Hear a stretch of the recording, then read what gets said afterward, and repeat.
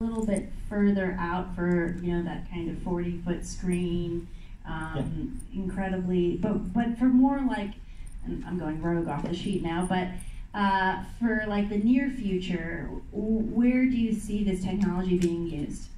I think for games and pre-production for films, that will be very useful. Like previs? Yeah.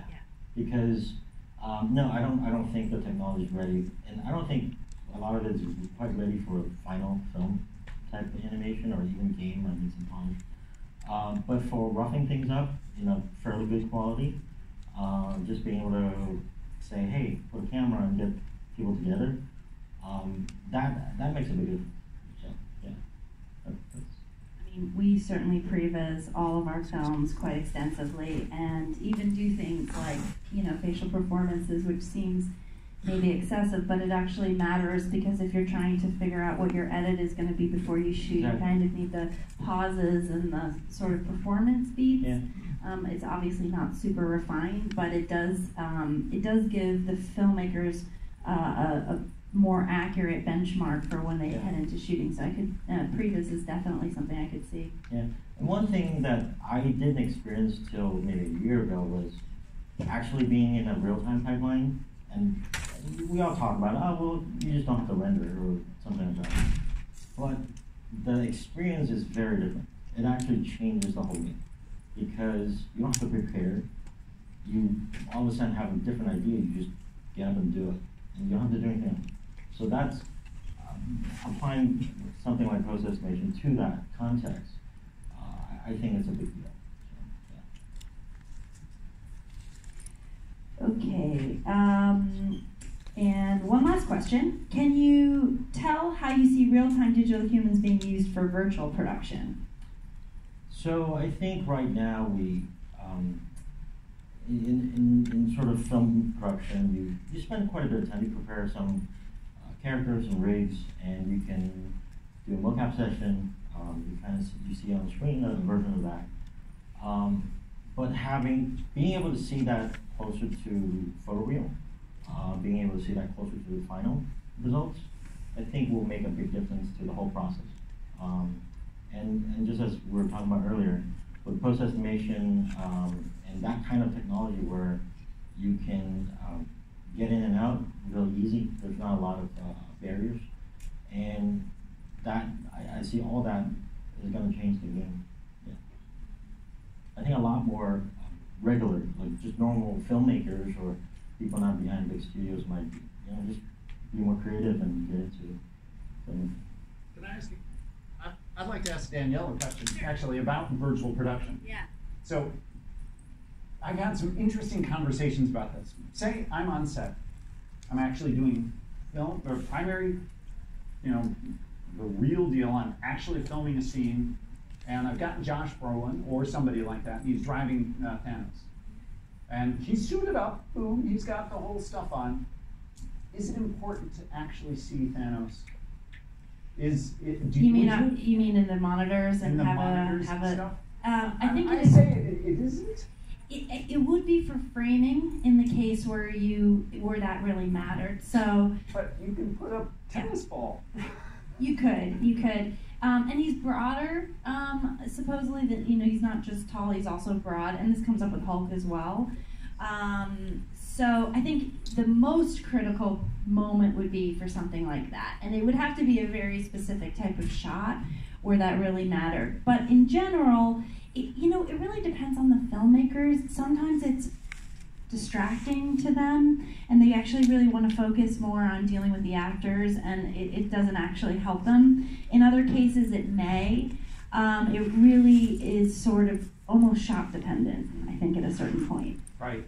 Well, the reason I ask is because I remember from Infinity War, Josh, before he saw Thanos, acted in a certain way. He acted big. He was this big character. And then when he saw the fact that we were translating his character there, he kind of toned it down. He was like, oh, wait, my performance is coming through. Yeah. And we said, just act like you want to act, rather than... And having him be able to see Thanos at the beginning was good, but you wouldn't want him doing that. Like if if his hands were interpenetrating his body in a certain pose, you don't want him fixing it. We'll fix that, right? No, that's a great point. And the way you answered your own question, to be able to play with their character a little bit in advance, even before the first day of photography. I've actually seen a setup, not at DD, somewhere else, but where they actually have a mirror. Like Island's Magic Mirror. Yes, Island's Magic Mirror, exactly. No, really. And I think that is a way for a character like an actor to get comfortable with how their performance is being retargeted and to get a sense of who they are in there. I think a day spent with a magic mirror could be invaluable, especially for a character that's carrying such a large part of the film, like Thanos did, or that Hulk can in other times. So yeah. Cool. Okay, let's see. Vladimir, you're finally up. Unreal Engine has been a standard for driving hero characters and NPCs in gaming for many years. With the recent acquisition of 3 Lateral, how do you see these pieces fitting together, and what will this mean for digital humans? Well, we've gotten to a point where we've produced certain kinds of technologies that we only could use internally in 3 Lateral. And it was frustrating because at some point when we kind of proved that they actually work, the demand grew and we ended up not being able to join in on more than 90% of the projects that were being offered to us. So it was clear to us that this is something we shouldn't be holding on to ourselves. And kind of instead of being a service company, we decided that we need a channel to deliver these kind of technologies to the broader audience. And then we were very good friends at Epic Games, with Epic Games at the time, and then it just made so much sense to use Unreal Engine as a channel to kind of release these technologies to the market. So this is basically our primary focus right now. And you know, from previous discussions, especially what Doug was saying, like this is a question that often comes up: where is the artist in the whole thing? Because I think this is the very controversial topic that is raised by these technologies, as it's going to be in many other industries which get automated. I think our goal specifically is, like, we're always talking about creating a digital human, but you know, Thanos is a very good example where that's not the ultimate goal. Like, you know, digital humans are kind of boring because, you know, it's just a step. They're a step, they're a super important step. And I think there is, you know, it's just the means to the end where you actually want to get the character or you want to communicate. And I'm looking forward to the day when digital humans will not be boring, and that's going to be the day where they're going to be actually interactive. So yes. The day when I actually can talk to digital dog, it's going to be awesome, and without you having to actually drive it. When I can send digital Doug to a meeting. Yeah. Yeah. That will be the best day of ever. I think we're broaching on a very philosophically,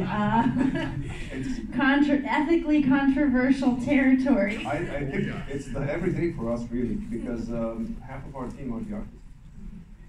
So you know, they're asking us, where are we in this whole thing? So the goal is that they will just be making different kinds of decisions, better decisions, instead of working very hard on cleaning up where some vertices are, which is something nobody would do, is they would be making a decision whether this human needs a kind of slightly different kind of emotion. And if I can just tune a smile into this cry, can I make it more dramatic? So that's, I think that's the essence of art, you know, just kind of slaving away on some details.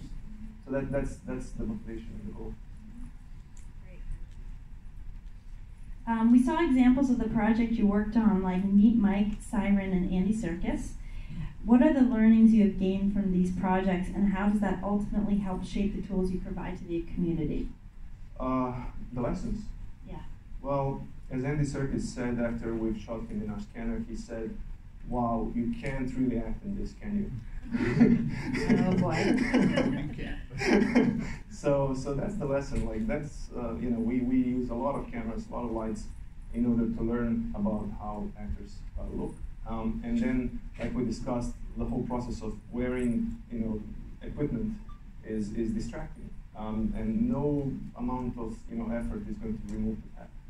Those are the lessons that we're actually still far away. Like, I'm not at all discouraged by that. Like, that's actually awesome, because I would hate the fact that we just finished the whole thing in a year, and then what? Right? So I think there is this kind of humble feeling that we have from the vast complexity of this. I think there's a lot to be said about the inside of the digital human. Like, we can only see the surface, right? But what happens with the skull and the jaw? That was hard enough. But then the tongue. But what happens with the anatomy and the muscles? What happens with the awareness of the human, the intent, how we communicate all of that intent? That's all insanely complicated. So that's just the lesson, like that, and that I'm actually propagating. Just kind of, hey guys, this is all great, huge advancements. People got interested in digital humans, but we're so far away. There's a lot to be done, which is great. Yeah. Maybe now's a good segue, and you can tell me what 4D scanning is. It's just 3D scanning in time. Oh, fourth dimension is time. Yes. I was expecting something a little more sexy. All right. Time is cool. I don't know. Well, with someone with a kid, over time, kids change a lot, so I can see how, like, within a very long afternoon, an actor could sort of, like, fall apart at the seams, and you could have captured it all. Okay. By the way, just a quick little note. I got scanned a year and a half ago. We've noticed that my machine learning that we trained on that stuff, my face has changed. I've been watching my face, over a year and a half change. And the machine learning is gotten a little less good. It's not as happy with my face, so we've had to adjust it. We're retraining it now with this new stuff. Very depressing. This is really bad. I was going to say, Doug, yet another reason to pick a supermodel avatar. Yeah, they get old too. Okay, another question for you, Vlad. We're seeing more and more adoption of Unreal for previs, virtual production, and even final frames being rendered right out of Unreal. I'm curious which movies are using Unreal for final frames, but maybe you can elaborate. Yeah. Can you tell us more about how you see Unreal evolving in film, TV, and broadcast? Oh, in so many ways, I think. I think it's really going to be the new medium. Like, not just linear content, but like interactive content, but also combination with linear content. But like, I think it may do what YouTube has done for media as well. In the future, where like if you have like this omnipresent capture device and then the medium to push it to the millions of people, then the kind of content that you create is going to be hugely affected. What I look forward to, like, I was always attracted to games from the very beginnings. I thought it's like the ultimate art form that that exists, like movie being kind of up there, but then the games. What I didn't see in games is that they became this truly artistic form. Like it's used for blockbusters and AAA games, but those require hundreds of millions of dollars to produce correctly, and even then some. So what I look forward to is like bringing the best out of people and enabling everybody to create a game, interactive experience, digital characters, storytelling, and just boost this imagination. So that's the huge transformation that will affect the entire society and the media. How many years away are we, you think, from middle school kids creating virtual environments for themselves and posting videos of their avatars in virtual space to YouTube? 1 year? 1 year. 1 year. Now? We are close. Boy, that's amazing. Okay, and this is now a question for the whole panel. There's a lot of research happening with regard to character behavior modeling, live language translation, facial detection with mood or sentiment analysis, and human biometrics driving immersive experiences.